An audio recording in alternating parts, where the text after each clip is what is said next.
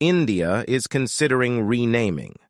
The Indian government is considering renaming the country in English, which, like Hindi, is the official language in the country. In Hindi, the country's name sounds like Bharat, which can be pronounced as Bharat. The issue will be discussed in a special session of Parliament from September 18th to 22. However, it should be noted that this is not really a renaming, but rather a return to the old name that the country used before being colonized by the British.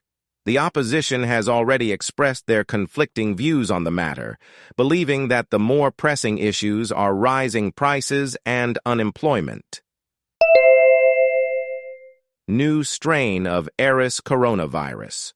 The world is concerned about the spread of a new strain of coronavirus called Eris. This strain has been actively spreading since mid-August and is causing concern because of its aggressive nature.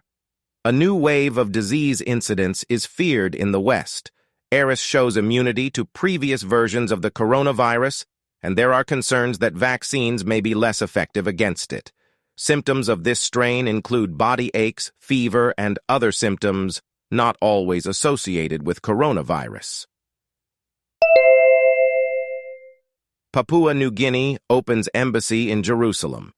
Papua New Guinea has become the fifth nation to open its embassy in Jerusalem. The city remains one of the most sensitive issues in the Middle East as Israel considers it its undivided capital, while many countries do not recognize Israel's sovereignty over all of Jerusalem and believe the status of the city should be resolved through negotiations between Israel and the Palestinians.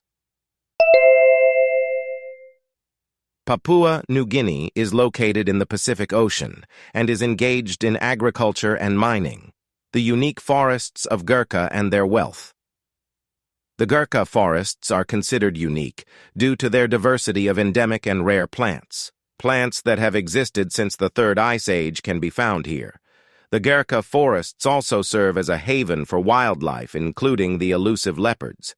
These big cats were previously thought to be extinct in Azerbaijan, but camera traps have confirmed their presence in the park. This experience shows how even domestic animals can adapt and overcome challenges. Invasive species and the threat to ecosystems. Invasive species are becoming an increasingly serious threat to ecosystems around the world. These species, once in a new area, multiply rapidly, displacing native species. Invasive species cost at least $423 billion a year to control and have become the leading cause of extinction for 60% of plant and animal species. Environmentalists emphasize that invasive species threaten biodiversity and quality of life in general. Wild horses and their survival in Serbia.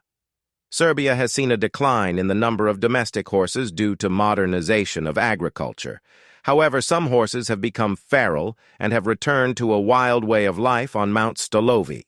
These horses belong to the Bosnian breed and survive due to their endurance and adaptation to harsh conditions.